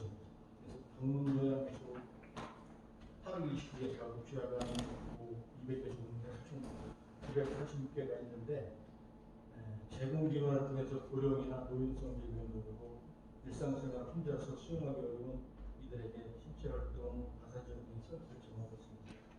또한 앞에서도 말씀이 많이 있었습니다만 장기요양 등급을 받지 못하는 노인들과 2000년부터 노인 맞춤 돌봄 서비스를 통합해서 시행하고 있는데 그런 돌봄이라든가 돌봄 종합센터에서 6가지를 통합해서 직접 서비스하고 연계 서비스를 제공하고 있습니다. 그리고 노인 맞춤 돌봄 서비스는 돌봄이 필요한 노인에게 다양한 서비스를 통합적으로 제공하는 것을 목표를 하고 있는데 대상자의 욕구와 상태 변화에 적합한 서비스를 충족하면서 맞춤 돌봄 서비스, 원 서비스로 확신해서 제가 서비스를 제공합니다. 그리고 이제 현장에서 아까 의료에서 센터장 보시고 말씀하셨는데 아마 이게 도입 올해 통합하면서 초기이기 때문에 시행하는데 시행착오라든가 비용적인 것도 많은 것 같고 여러 가지 얘기를 많이 해주셨습니다. 그래서 저희가 지금 말씀하신 거를 숙골에서 결정하고 이게 어떻게 저희가 일을 하는데 반영할까를 고민하고 있습니다. 그리고 저희 노인장애인 부서는 사실은 여러 가지 복지 분야가 많지만 가장 어렵고 힘드신 분들이 계시는 겁니다. 그래서 저희는 제가 말로 이게 어떤 공감을 한다, 열심히 한다 이런 것보다 실제 일을 할 때 어떻게 더 반영하는 현장에서 그런 부분에 중점을 두고 제가 여기 계신 분들은 잘 모르기 때문에 미디어 연락이라든가 이런 것들이지만 상담소분들도 좋아하고 제가 여러 가지 현장 상황을 여쭤볼 겁니다. 그래서 이런 부분도 오늘 말씀드린 것뿐이 아니라 실제 저희가 현장 관계된 부분이라든가 저희가 어르신들한테 한 군데 더 도움이 될 순간에 뭔가를 주의 깊게 듣고 또 문의도 하고 연락을 드리고 끝나셨습니까? 예. 네. 김정기 과장께서 토론을 해주시는데요. 사실 이제 그 충청북도 내에서 그 노인 물건 사업이 어떤 것들이 대강 이루어지고 있는지를 설명을 하셨고 오늘 말씀을 듣겠다라는 말씀을 하셨는데 여기서 이제 지금 계속 강조하시는 것을 오늘 과장님께서 잘 듣고 가셔야 되는 게 그동안에 재관복지센터에서 해왔었던 기존의 사업을 통해서 해왔었던 전문성과 그 역사와 이런 것들을 반영한 그 노인돌봄 서비스가 지원돼야 된다는 점 다들 강조하고 계시기 때문에 그 부분에 대해서는 앞으로 함께 고민하실 필요가 있다고 생각합니다. 자, 이렇게 해서 네 분의 토론을 들었습니다. 혹시 그 장봉석 회장님께서 이 토론에 대해서 혹시 의견이 있으시면 말씀해 주시기 바랍니다. 네, 좀 간단하게 말씀을 드리겠습니다. 일단은 아까 최경천 부위원장님께서 해주셨던 말씀이 참 가슴에 와닿는 게 참 많습니다. 맞는데, 그러니까 저도 같은 고민입니다. 아까 우리 부회장님께서 저를 소개했을 때 제가 민국지협회 전 부회장이라고 말씀하셨는데 7월달까지 전 부회장이었습니다. 그러면서 우리 협회에 제가 계속 요구했던 것 중에 하나가 아까 앞에서도 나와 있었지만 1987년이 맞습니다. 일단은 왜냐면 시범사업이 그때 시작이 됐었거든요. 그리고 제도화가 됐던 것이 1990년대 중반입니다. 제도가 됐고 노인복지법이 도입됐던 게 아마 93년으로 알고 있습니다. 근데 그것은 맞는데 30년이 넘는 시간이 흘렀거든요. 그때 우리가 시작했던 재가노인복지와 2020년도 이후를 맞이하는 재가노인복지는 같은 부분도 있겠지만 다른 부분이 훨씬 많을 수 있습니다. 그리고 사회라고 하는 것은 국가에 사는 사회의 시민들의 욕구는 점점 복잡해지고 다양해질 수밖에 없습니다. 발전을 해나가기 때문에. 그래서 아까 제가 요구민의 대비 자원 이런 표현도 했던 것들이 그러한 내용들인 겁니다. 그러니까 우리 사회의 자원이 생각보다 많지 않습니다. 욕구에 비해서 봤을 때. 다만 왜 그러면 그런 것들이 안 나타났냐면 우리는 아까도 말씀드렸지만 어떤 클라이언트의 욕구를 놓고 고민해 본 적은 없거든요. 자원을 놓고 거기에 욕구를 집어넣으려고 했던 거지. 정말 자원이라는 것을 다 팽개쳐 놓고 그분의 욕구만을 가지고 일해봤던 적은 거의 없습니다. 그게 특히나 제도화됐던 적은 전무합니다. 그러한 부분들이 고민이 필요하다고 보는 거고, 특히 감사한 게 부여사님께 아까 최민정 감사한 게 기능 정립을 강조해 주셨어요. 근데 제가 아까 여기에서도 저도 발표할 때 기능 재정립이라고 했지만 사실 재정립이라는 말이 사실은 저도 별로 불만족스러운 단어입니다. 정립입니다. 그러니까 시대가 바뀌었다는 거죠. 그렇게. 그러니까 우리 재가노인 지원 서비스의 기능을 재정립한다 이런 표현보다는 어떤 혁신적인 기능을 어떻게 새로 만들 것이냐는 부분이 중요한 거고요. 또 한 가지는 저도 협회에 있는 시스템 회원 중에 한 사람이고 하지만 기관을 중심으로가 아니라 클라이언트를 중심으로 어떻게 기관의 기능을 만들어낼 거냐 이걸 고민해야 될 시기가 지금 앞에 와 있다. 근데 노인돌봄 아까 맞춤돌봄 서비스를 말씀을 하셨지만 사실은 맞춤돌봄 서비스라고 하는 것은 중앙사업이죠. 그게 정책이냐 제도냐 이런 데를 다 떠나서 근데 지적해 주신 바와 같이 지금은 우리는 지방자치 시대를 살고 있습니다. 더 앞으로 이 지방자치는 강화될 겁니다. 근데 이 지방자치단체는 문제점도 가지고 있습니다. 지방자치라고 하는 것은. 무슨 말씀이냐면 우리는 미국 같은 나라는 아니거든요. 그러니까 메릴랜드에 사는 사람하고 뉴욕에 사는 사람하고 삶의 질이 다를 수도 있습니다. 그 나라는. 저는 그 나라에 안 살아봤지만. 근데 우리는 처음부터 국가주의적 성격을 가지고 태동한 나라입니다. 근데 이게 지방자치가 강화되면서 한편으로는 지방자치가 강화되니까 좋은 면도 있지만 복지라는 측면에서 보면 어느 지역에 내가 살고 있느냐에 따라서 복지들이 달라지더라는 거죠. 그러니까 경기도에 사는 사람과 전라도에 사는 사람의 복지가 다르더라. 참 아이러니한 문제인 거죠, 이게.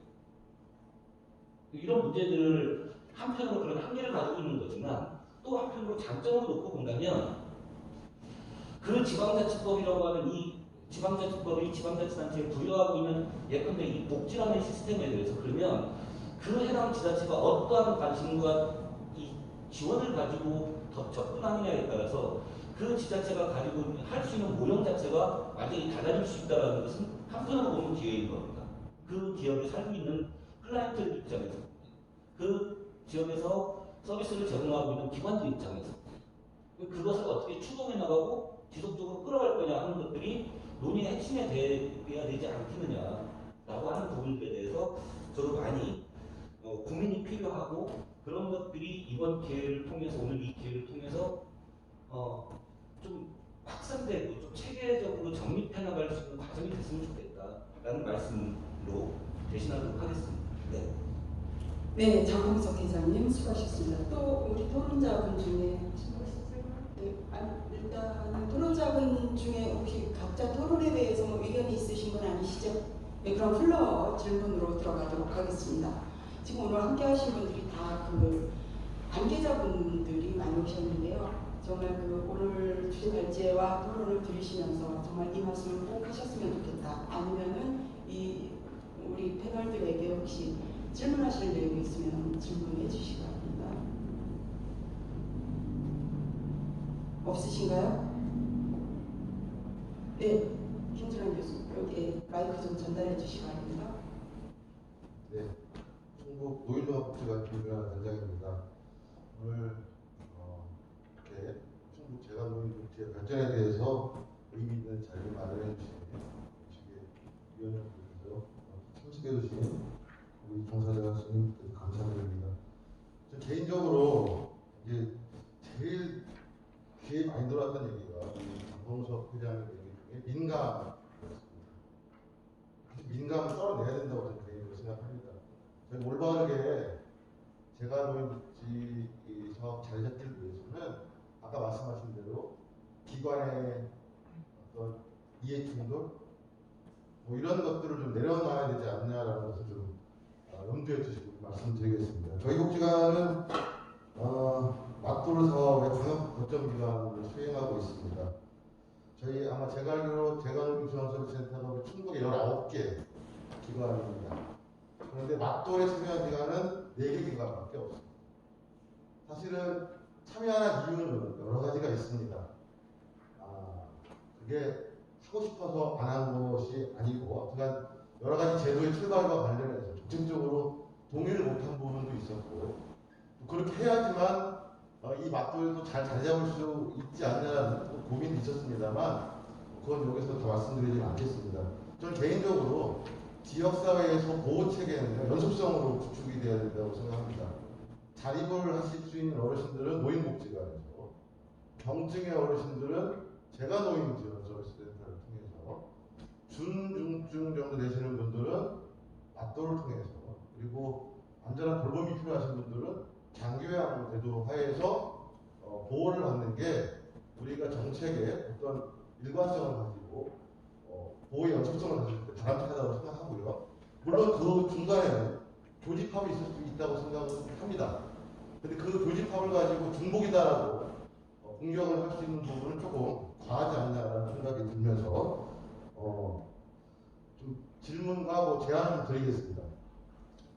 일단 재가노인지원서비스센터는 법적 노인복지 시설입니다. 아까 같이 좀 해주셨기 때문에 거기서 말씀드리지 않겠습니다. 근데 맞돌 사업은 노인복지 시설이 아닙니다. 그냥 사업 중에 하나죠. 지침상 사업 중에 하나일 뿐입니다. 그럼에도 불구하고 우리나라의 사회복지는 국가 위주로 발전을 해왔습니다. 여전히 탑다운 방식으로 지금 내려오고 있었죠. 커뮤니티 케어도 그러하고요. 또 맞돌도 그러했고요. 앞으로도 커뮤니티 케어가 내려오면 종합 요양센터, 종합 재가센터, 혹은 재가 통합센터라는 명칭으로 여러 지자체에서도 실험을 하고 있습니다. 여러 가지 서비스들을 교집합을 만들어서 조합을 만들어서 하고 있는데요. 이런 움직임, 사실 국고 매칭 사업 저희가 거부할 수 없습니다. 그러나 국고 매칭 사업이 갖는 여러 가지 한계는 분명히 잘 아실 겁니다. 굉장히 양적 중심적이고요. 굉장히 확장 중심적입니다. 확장성이 굉장히 뛰어나죠. 위에서 내려주니까. 그리고 평등성도 높습니다. 어느 지역이나 똑같이 다 적용되니까요. 그런데 바탕업 사업이 제일 좋은 걸 알지 않습니까? 저희가 제일 정성적이고요. 질적인 서비스 담보해낼 수 있고요. 그러나 예산 확보가 굉장히 어려운 게 현실입니다. 이걸 감안해서 제가 결론 내지 질문 좀 드리겠습니다. 첫 번째, 재가노인 지원 서비스 센터 폐지입니다. 그러나 과연 노인복지법상 분명하게 남아있는 노인복지시설을 없앨 수는 없을 것 같습니다. 그렇다면 두 번째 같습니다. 서비스의 대상이나 아니면 급여 내용을 달리해서 맞돌과 재가노인 지원 서비스 센터가 공존하는 방식인 것 같습니다. 그것은 현 상태 유지겠죠. 아무것도 변하지 않고 그냥 약간의 차별화를 위해서 하는 방식인 것 같고요. 세 번째는 저는 지금의 변동, 커뮤니티 케어의 강조, 또 앞으로 이 변화의 흐름 속에서 단순하게 우리 최 의원 말씀하신 통합, 이 세 번째 안이 될 수도 있는데요. 그것이 더 근본적인 문제 해결되기 어렵다고 생각합니다. 통합도 세 번째 방법인 것 같습니다. 그래서 네 번째 방법은 커뮤니티 케어의 흐름 속에서 우리도 새롭게 사회 서비스원도 출범하고 또 종합재가센터도 분명하게 만들어서 요구를 하고 있는 게 중앙정부의 지금 모습이라면 새로운 모습으로 재가노인 지원 서비스 센터의 확장성 있는 탈바꿈일 것 같습니다. 네 가지 정도의 선택지가 있는 것 같은데요. 혹시 관찰자께서 저는 이 네 가지 정도 선택지 주시고 장단점을 좀 지게 주셨으면 좋겠지만 너무 시간이 많이 걸리니까 그 중에 하나 어느 정도가 혹시 바람직하다고 생각하는지 그것을 좀 말씀해 주시고요. 덧붙여서 광역자치단체의 그러한 것을 추진하기 위한 광역자치단체 차원에서의 지지 내지는 어떤 고민책들을 조금 말씀해 주셨으면 좋겠습니다. 네, 우리 장홍석 회장님 좀 전에 질문 5가지를 하셨네요. 김준환 관장님께서 이 부분에 대해서 답변해 주시기 바랍니다. 네. 예, 좋은 말씀 감사하고요. 네, 저는 이거 가지고 딱 2가지로만 정리를 하고 싶어요. 그러니까 문재인 정부 들어와서 아까도 말씀드렸지만 굉장히 다양한 복지 사업들이 벌어지고 있는 상황입니다. 벌어지고 있는데 가장 안타까운 것은 뭐냐면 안타까웠던 것들이 여러 가지가 있습니다. 예를 들어서 친족까지 문제를 할 때 제가 복지부 담당 이제 과장님이나 이쪽 복지부 정책하시는 분들한테 계속 요구했던 게 뭐였냐면 제발 친족과 책임제 가지고 그만 좀 만드세요 그랬었습니다. 당신들은 멀게만 짜십시오. 나머지는 지자체가 알아서 하도록 해주십시오. 제발 부탁이니까. 그러니까 아까 표현하셨죠. 탑다운이라고 표현을 하셨는데 탑다운도 좋지만 더 중요한 게 사실은 바텀업이죠. 위로 올라가는 구조를 만들어줘야 되니까 계속 근데 위에서 복지라고 하는 것은 규제적 조치는 아니거든요. 규제하는 것을 규제하기 위해서 만드는 게 복지가 아니잖아요. 근데 자꾸 중앙정부에서 뭘 만들어서 내려오다 보면 이게 뭘 일을 하라는 것인지 이 규제 틀 안에 갇혀 있으라는 것인지 알기 어려울 정도로 내려온다는 얘기죠. 그래서 제발 좀 그만 좀 해주십시오라고 부탁을 했었던 기억이 있는데 근데 어려워졌죠. 계속 세분화된 지층들이 내려오다 보니까 지자체가 가지고 있는 역량을 발휘를 못하죠. 그게 아까 지배학적으로 해드렸던 게 치매 안심센터입니다. 대표적으로. 그러니까 그런 부분들을 어떻게 할 거냐 하는 부분들이 하나 있는 거고요. 근데 그것을 해결해 줄 수 있는 것은 지방 쪽에서는 기관은 사실 아닙니다. 이 정책 결정을 해주실 수 있는 의회나 또는 행정인도죠. 이것에 대한 심각성의 문제를 이해해 주시고 이걸 어떻게 좀 해결해 줄 거냐 우리 지역 안에서 하는 방안들을 찾아주셔야 된다라고 하는 거고요. 그 틀에서만 논의해도 좀 충분하다고 생각을 합니다. 관계에서 맞돌이나 재활 서비스를 유지하거나 그 커뮤니티의 흐름 속에서 어떻게 할 거냐는 문제를 사실 다 통으로 담아낼 수 있거든요. 얼마든지 담아내서 그 안에서 아까도 말씀드린 것처럼 예를 들어서 재가노인 지원 서비스를 제공하는 기관이 그거에 대한 거점을 형태를 가지고 지역에서 그런 일을 해야 된다고 한다면 얼마든지 만들어낼 수 있죠. 또 반대로 그러면 저는 재가노인 쪽에서 말씀을 드리는 거지만 예를 들어서 그렇지 않고 그럼 어떤 기관에서 노인맞춤 돌봄 서비스를 가지고 이걸 거점화시켜서 뭘 만들어보자 이것도 사실 불가능한 얘기는 아닙니다. 전혀. 냉정하게 말씀드리면 불가능한 얘기는 아니지만 19개, 전국에 19개 재가노인 복지시설이 있고 그게 지역을 담당하고 있고 지역사회에서 만들어진 그동안의 경험이나 네트워킹이나 시스템이나 이런 것들이 충분하니까 그러면 그 안에 어르신들의 문제에 대해서 어떻게 접근하고 해결하고 그 다음에 공유하고 중복이 생기지 않고 또 반대로 사각지대도 발생하지 않도록 하는 이 시스템을 만들어줄 거냐는 관점에서 이것들이 다루어진다면 논의의 장은 얼마든지 열릴 수 있다라고 보고 있는 거고요. 두 번째로 방역 차원에서 좀 지지해 주실 건 뭐냐 방금 말씀드렸던 겁니다. 그러니까 저희가 전국에서 조례를 만들었던 시기가 2015년도입니다. 그 시기와 5년이 흐른 2020년은 또 다른 겁니다. 또 다른 지금 시기 상황에서 그러니까 국가 정책이 변혁을 일으키고 있는 굉장히 많은 변화들을 일으키고 있는 상황에서 이 조례 제정의 필요성은 분명히 있다고 저도 말씀드렸습니다. 조례는 제정이 돼야 됩니다. 어떤 식으로든. 왜냐하면 그래야 아까 말씀드렸던 여러 가지 문제들을 담아내서 정말 우리 어르신들에게 도움이 되는 그러한 것들을 할 수 있기 때문에 그건 국가가 풀어줄 수 있는 과제는 아니라고 봅니다. 지역 차원의 문제이니까 만들어야 되는데 그리고 거기 안에 재가노인복지시설이 분명히 자리를 잡고 들어와서 어떤 기능들을 할 것이냐도 분명히 세워져야 되는 것은 당연한 사실인데 아까 우리 부위원님께서 말씀하셨던 것을 제가 공감한다고 했던 게 그거였던 겁니다. 그걸 기관 중심으로 갖고 갈 거냐 아니면 클라이언트 중심으로 갖고 갈 거냐 이걸 진지하게 좀 고민을 할 필요가 있다 우리는 이 조례 제정의 문제에 있어서 우선 그 부분을 말씀 대신하면 좀 되지 않을까 생각을 합니다. 네, 장봉석 회장님 수고하셨습니다. 혹시 또 질문 한 번만 받겠습니다. 질문 없으신가요? 네.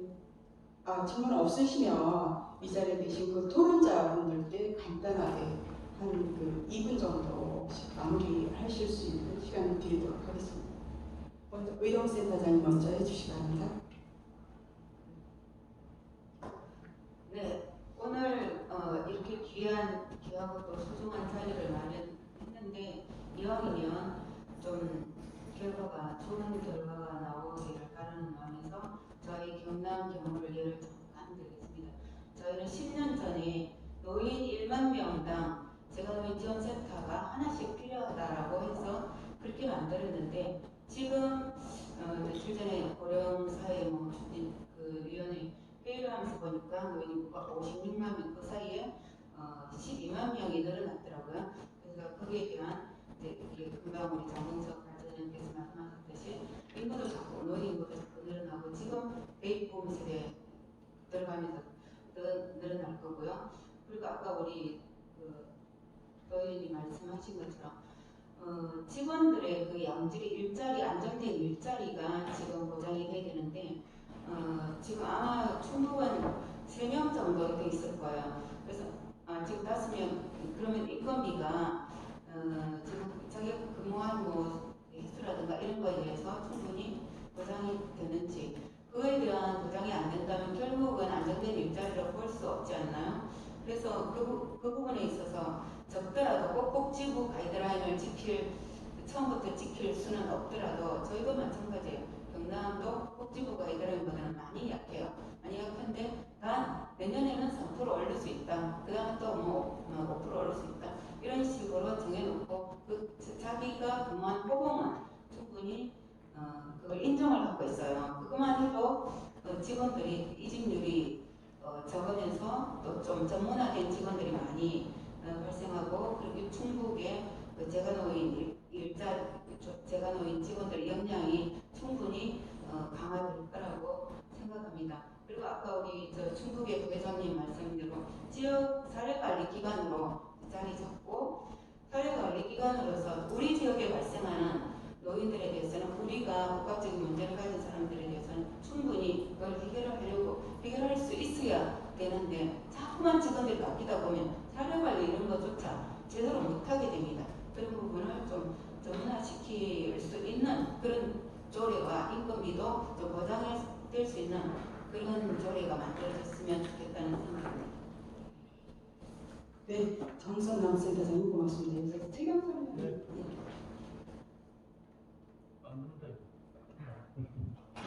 최우천입니다. 오늘 좋은 말씀들 많이 들었고요. 제가 원하는 바가 그런 거예요. 요즘에는 시대가 탑다운 방식으로 해도 잘 안 되죠. 그래서 밑에서 TF팀을 만들어라고 그 안에서 돌봄 쪽과 아니면 노인장애인과도 그리고 그다음에 여러분들께서 대화를 해서 위로 올라가는 거죠. 그래야지만 그게 옳은 방식이라고 생각이 듭니다. 만약에 그냥 저는 그런 생각을 해봤어요. 그럼에도 불구하고 지금 상황에서 조례를 만들어 달라고 하면 어떡할까? 그러면은 명확하게 좀 목적과 업무 구분이 좀 있어야 되겠다. 물론 축적되는 부분도 있지만 그거를 먼저 좀 만드는 게 중요하지 않겠는가 그런 생각이 들어요. 그러니까 조례도 목적과 방향이 나오지 않겠습니까? 근데 제가 아쉽게도 제가 하는 녹지에 들어가서 보니까 주요 사업을 이렇게 봐도 크게 다르잖아요. 교육훈련 사업, 버리팅진 사업, 조사연구 사업, 출판연구 사업, 결혼 사업, 치매노인 감리기 사업. 그래서 좀 구분이 할 때 좀 필요하겠다. 우리 지역만이라도 지방국권시설을 미리 준비하는 의미에서 좀 결코 저는 탑다운 방식을 요구하는 건 아니에요. 우리가 시킨다고 그런 시대에 뒤떨어지기 때문에 아래에서 여러분들이 논의하고 해서 지금 계속 센터장님 말씀하셨죠. 그레이지만 여러분들의 모든 근로 조건이나 이런 것들이 좀 나아지지 않을까 해서 기왕이면 노인들의 사회 안전망만 생각하지 말고 우리 종사자들의 사회 안전망도 생각을 하고 일을 했으면 좋겠다는 차원에서 말씀을 드린 겁니다. 이상입니다. 네, 최강전 의원님 고맙습니다. 우리 부회장님께서 마무리 말씀해 주시기 바랍니다. 저는 몇 가지 좀 말씀을 좀 마무리를 드리고 싶은 말씀은요. 최경철 의원님이 말씀하셨던 것 중에서 통합 돌봄을 위해서 맞춤형 서비스와 재가민정 서비스 센터에 같이 어울릴 수 있는 통합적인 어떤 그런 TF팀을 구성하자고 하시는 의견은 상당히 좀 저희도 생각 못할 정도로 너무 좋은 의견이신 것 같습니다. 의원님 이 정도시면 저희 사회복지 기관에서 시설장으로 하셔도 충분히 큰 능력을 발휘하실 수 있을 정도시라고 생각이 되고요. 제가 보기에는 관심이신 것 같아요. 그만큼 많이 관심 가져주셔서 고맙다는 인사를 다시 한번 드리고 싶습니다. 하지만 과연 우리가 고민해야 될 것은 재가민정 서비스센터와 노인 맞춤돌봄 서비스 간의 통합, 그러니까 한 기관에서 이게 같이 어울러서 이루어진다고 이게 실질적으로 통합이 될 것인지, 아니면 지금처럼 같이 운영도 하지만 따로 떨어져 있는, 그러니까 노인복지관 지역자활센터에서 운영하는 노인 맞춤돌봄 서비스가 떨어져 있는 것처럼 서로 상호 재가민정 서비스센터와 네트워크를 형성을 해서 지역에서 새로운 어떤 통합돌봄이라고 하는 체계 시스템을 만들어가는 것이 더 긍정적일지는 저희가 더 고민하고 해결해야 될 방안인 것 같은데요. 그러기 위해서는 이런 부분에서 TF팀이 이런 두 가지 형태의 통합돌봄을 한번 실험을 해보고 충북에 맞는 통합돌봄을 만들어보면 어떨까, 그런 고민을 좀 하게 됩니다. 그렇게 하게 되면 지난번에 2016년도 사례관리처럼 사례관리 시스템이라고 하는 것을 충청북도에서, 전국에서 몇 개 없거든요. 두 개, 세 개 이 정도밖에 없는 것 같은데, 이게 이제 충청북도하고 저희 협회하고 만들어낸 힘이라고 볼 수 있는 것처럼 TF팀도 그 같은 사례라고 좋은 사례를 만들어낼 수 있지 않을까 싶습니다. 우선적으로 저는 조례 제정 꼭 필요합니다. 의원님들 그리고 지금 나와 계시는 과장님께서 재가민정 서비스와 충청북도의 통합돌봄의 미래를 조금 더 밝게 해주고, 그리고 선제적으로다가 충청북도가 앞서 나갈 수 있도록 더 관심 가져주시고 조례 제정에 힘을 보태주시면 감사할 것 같습니다. 이상입니다. 네, 이영민 회장님, 부회장님 수고하셨습니다. 김정기 과장님 마무리 말씀 간단히 해주시기 바랍니다. 과장님, 우선 오늘 좋은 말씀 많이 들었습니다. 그래서 저희가 일하면서 또 지금 말씀해 주신 내용 이런 걸 참고하고 또 깊이 고민하고 검토를 하고 있습니다. 감사합니다. 이상 갈라집니다. 네, 김정기 과장님 고맙습니다. 네, 그리고 오늘 이 토론회가 있기까지 우리 정책복지위원회에서 박형영 위원장님께서 상당히 적극적으로 지지하고 후원을 해주셨습니다. 오늘 이 자리에 끝까지 계신데요. 이걸 이렇게 주체를 기꺼이 해주신 우리 박형영 위원장님께 좀 마무리 말씀을 좀 듣도록 하겠습니다. 의견. 네, 마이크 전달해 주시기 바랍니다. 정말 이 정책 토론회가 정말 값진 토론회였다고 생각하고요.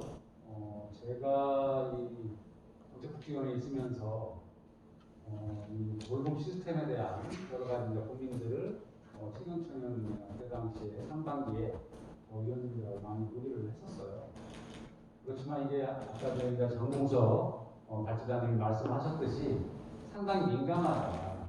이 영역이 또 인간적인 영역이 있고 공적인 영역이 있고 그러면서도 다양한 객체와 주체들이 결합되어 있는 이런 시스템을 아까 말씀하셨듯이 컨트롤 타워가 필요하다.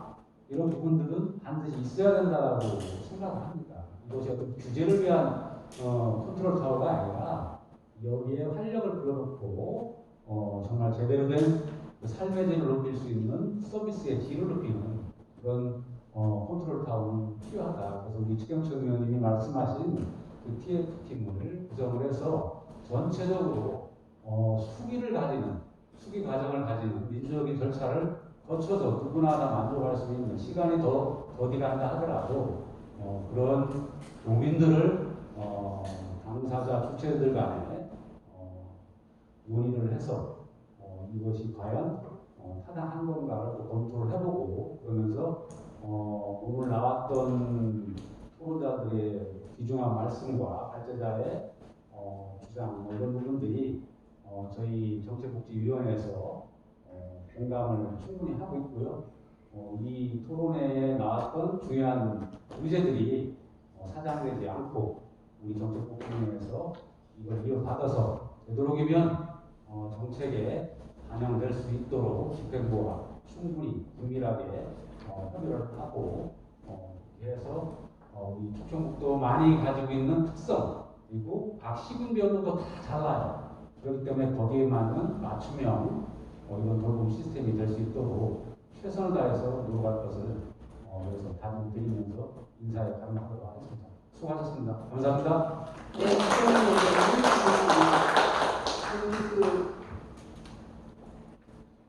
저기 장봉석 주제발제자님 아까 말씀 다 하신 거죠? 네네. 아니면 제 시간이 마무리를 해서 충분히 말씀하신 것 같아서 마무리를 하도록 하겠습니다. 예, 사실 오늘 주제발제를 통해서 이게 그 돌봄이라는 것이 그 가정에서 지역사회에서 그 사각지대가 없이 돌봄이 이루어져야 된다라는 것, 특히 그 클라이언트 한 명의 세 개의 기관이 서로 다른 그 서로의 소통도 없이 다른 내용이 다르지도 않지만 유사한 내용도 있고 이렇게 사업을 하고 있는 것에 대해서는 그냥 한번 돌아가야 된다. 그리고 우리가 재가노인복지협회에서는 이제 아까 이제 그 김준환 관장님께서 시설이 없어질 가능성은 없다라고 말씀을 하셨지만 그럼에도 불구하고 시설이었는데 그게 유지되기 어려운 지금 그런 사회적 환경이 된 것에 대한 우려들을 오늘 많이 표명을 해주셨고요.